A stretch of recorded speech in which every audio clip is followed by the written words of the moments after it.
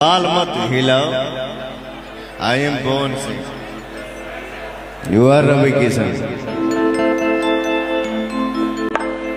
No this that. पियक्कड़ के भी कई गो कैटेगरी होला। बहुत सारा पियक्कड़ ऐसा बा ना जे दुनिया के देखावे खातिर दारू पियले। अब बहुत सारा लोग ऐसा बा जे बंद दरवाजा के अंदर दारू पियला, जे के दुनिया के कानो कान खबर तक ना होला कि फलानवा दारू पियत रहे।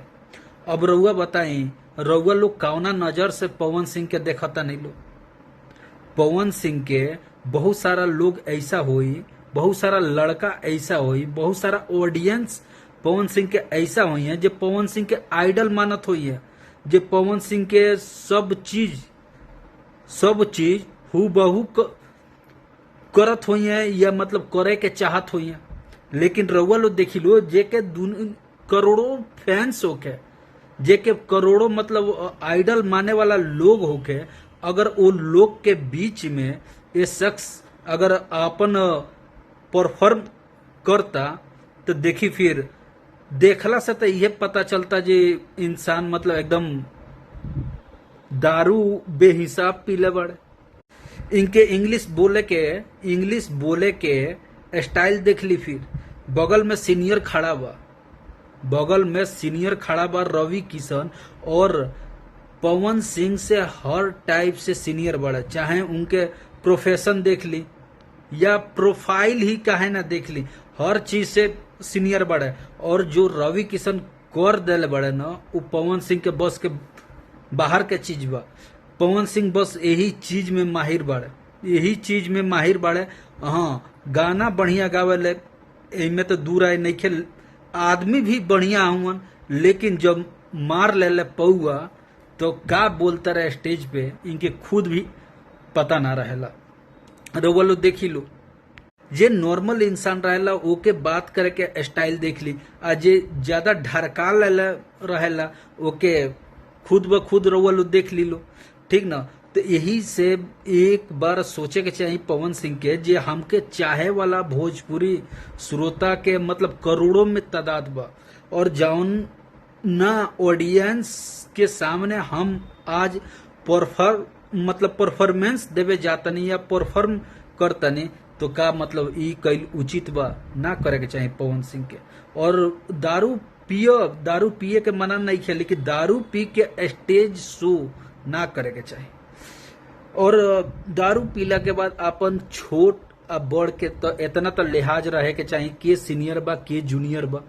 लेकिन ई लिहाज धीरे धीरे देखता जे पवन सिंह के तरफ से खत्म भइल जाता। सामने रवि किशन बड़े, हाँ ई स्टेज शो बलिया के है, बलिया में इनके ससुरार भी है।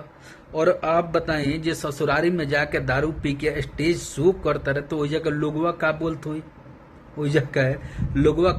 अब पवन सिंह नहीं खान, पवन सिंह नहीं खान। अब पवन सिंह आम आदमी ना हुवन, पवन सिंह कोनो आम आदमी ना हुवन। और पवन सिंह यही से नहीं खान जे पवन सिंह अब एमएलसी साहब बन चुकल बड़े।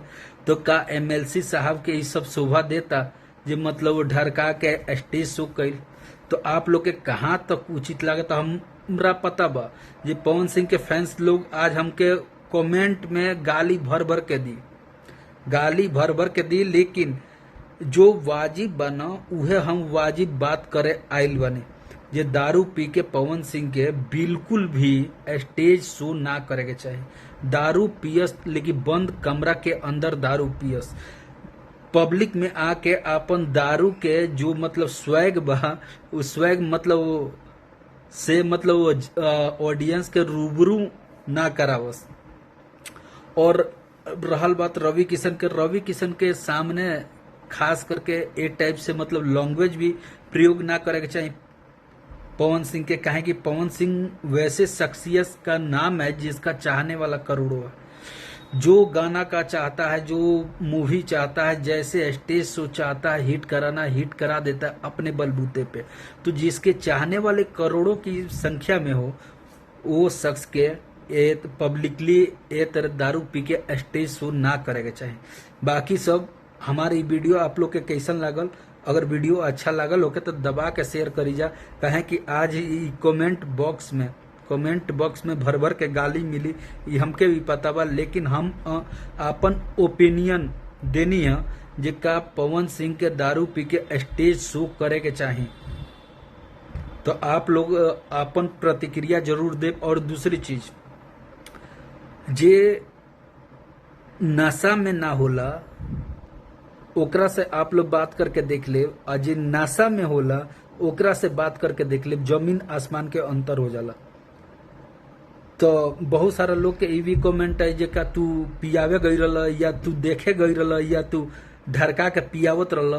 तो देखी फिर पवन सिंह जो दिन दारू अगर ना पीले होकस, ओ दिन के वीडियो आप लोग उठा के देख लीजा, आ दारू पी के अपन परफॉर्मेंस देता रहे, तो ई वाला वीडियो देख लीजा, आप लोग के खुद ब खुद अंतर बुझा जे कौना में एल्कोहल ले ले बड़े आ कौना में एल्कोहल नईखन ले ले।